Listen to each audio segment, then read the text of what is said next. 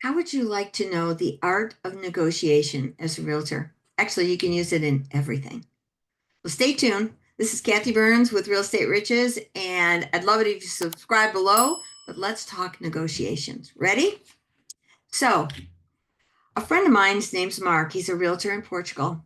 He did a post all about the steps of negotiation. Man, I thought it was brilliant.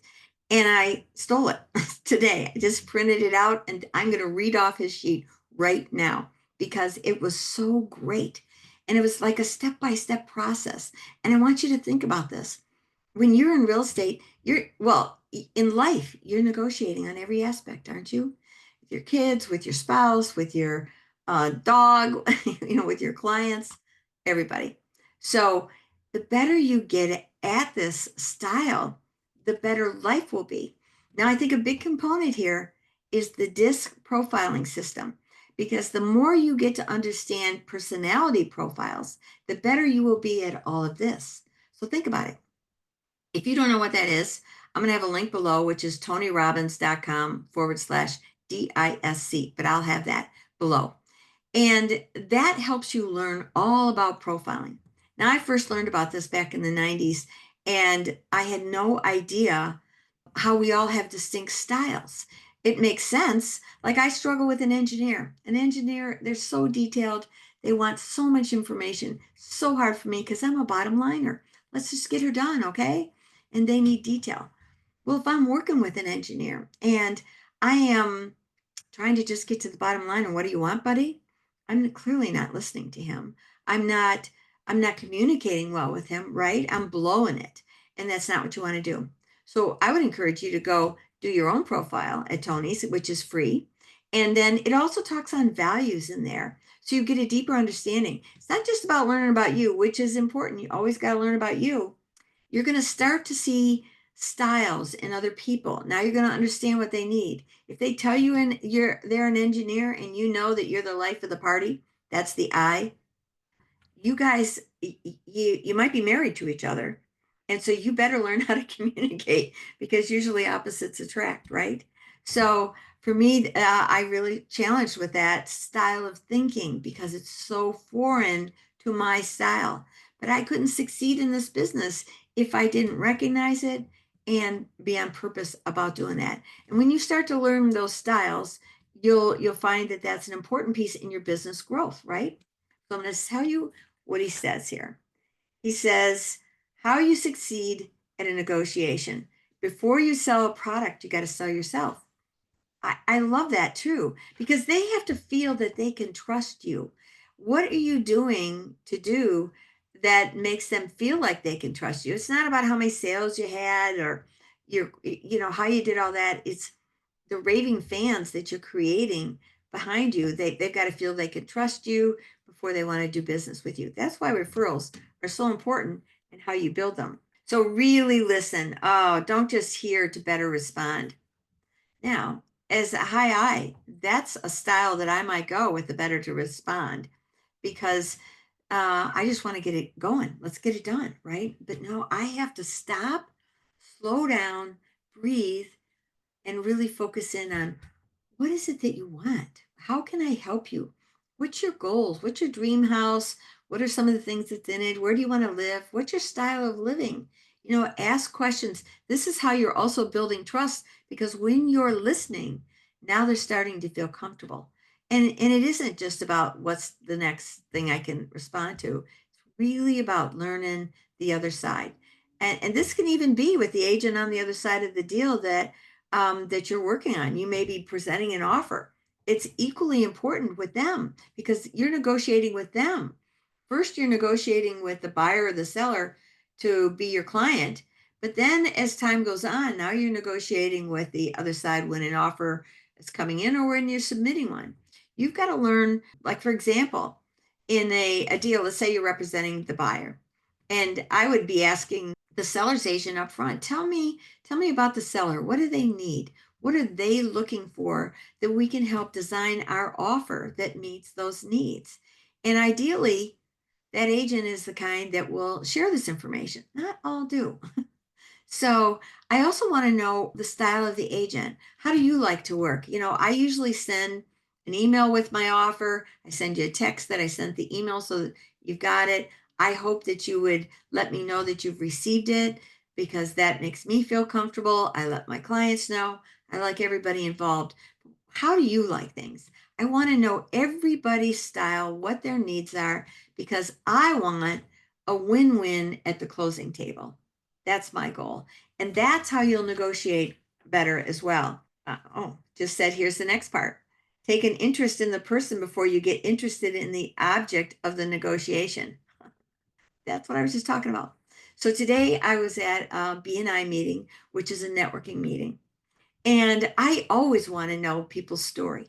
So there's a new guy that just joined our networking group, and he is from the Netherlands, lived all over the world. Very interesting guy.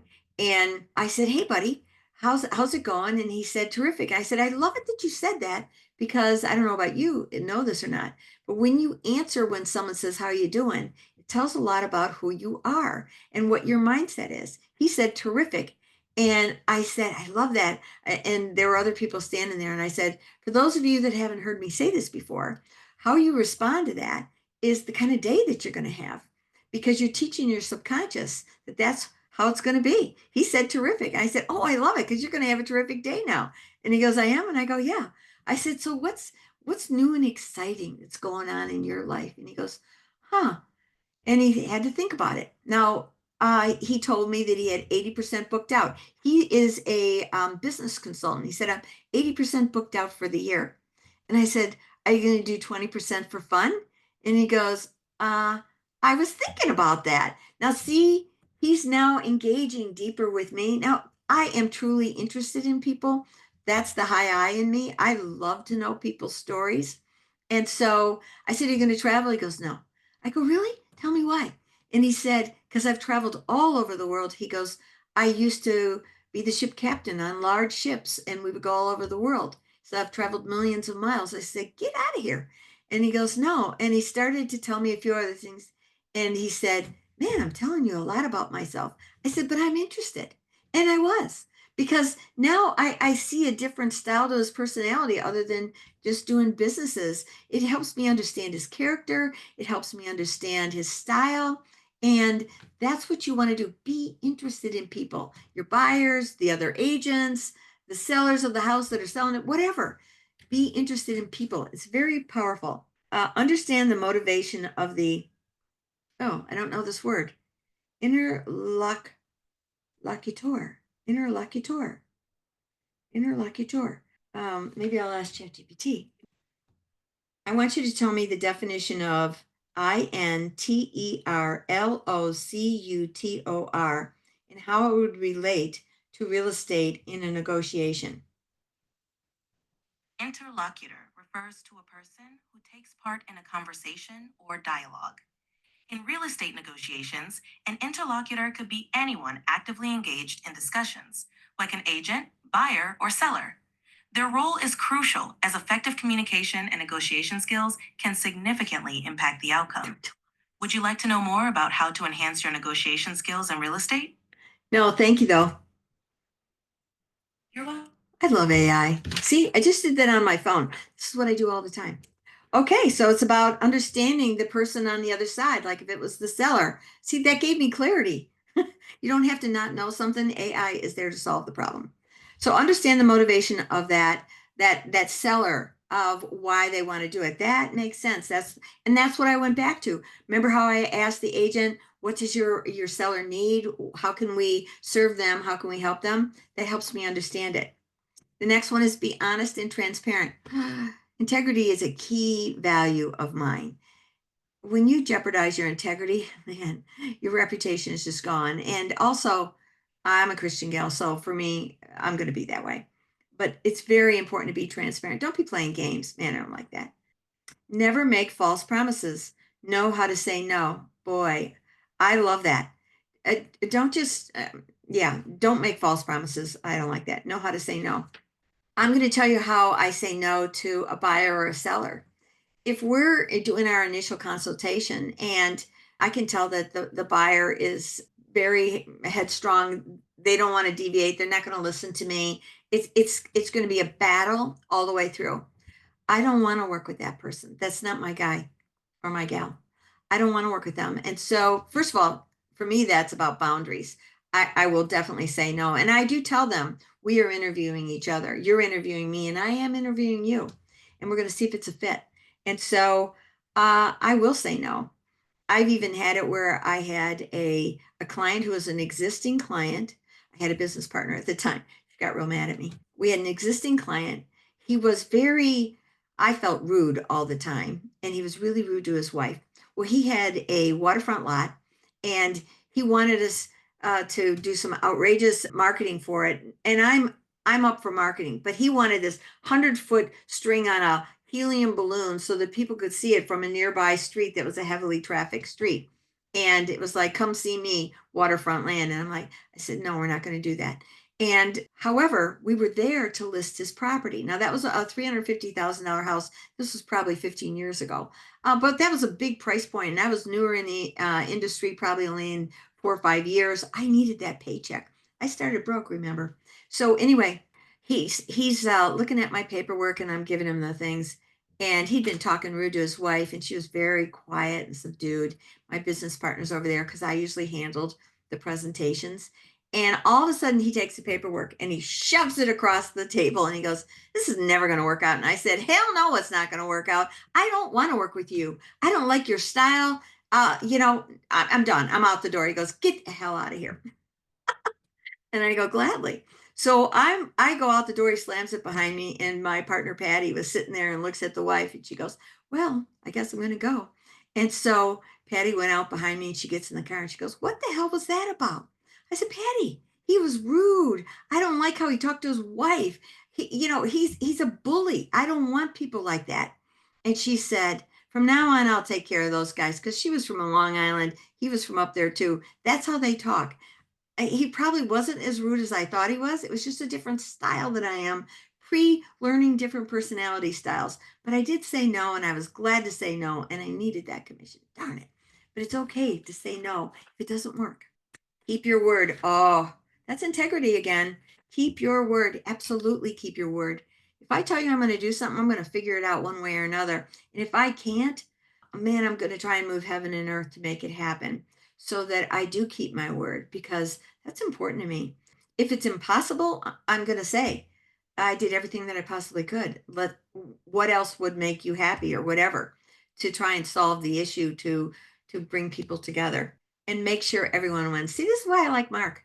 We think a lot alike. Make sure everyone wins. I want a win-win at that closing table. I want everybody, when the keys are being transferred, to feel good about it. The other realtor to feel good about it. I want to feel good about it. The attorney feel good about it. Everybody's happy because we did a negotiation that was not win-lose. And some negotiations go that way, where that the other side, that's their premise. So that's another reason I'm trying to figure out their style when we're first looking at giving a presentation to an agent for a seller. Because if that's their style, I'm going to definitely educate my clients that way because this may not be the path that we want to go. And I've worked with agents that's their goal. It's win lose. I'm going to get this. I'm going to get all the most money I can out of these people. Stop it. It's not cool. We should all be able to win, right? Well, anyway, if you like this kind of stuff, say thanks to Mark because it was his idea. I just stole it. And if you like things like this, please subscribe below. Ask me some questions. Have you had challenges or give us some stories about what's going on with negotiations with you? I'd love to hear it. And also, I have a Facebook group that I've recently started called Real Estate Riches Collaborative, because this is Real Estate Riches YouTube and podcasts that I do on here, but that I wanted to create a synergy where all the agents could get together, collaborate together, share insights, no drama, no trying to recruit other agents. I don't want any drama at all. This is strictly about learning. And just come join that. I'll have the link below to that Facebook group. Love to have you there. And in the meantime, I'll see you on the next one. Thanks.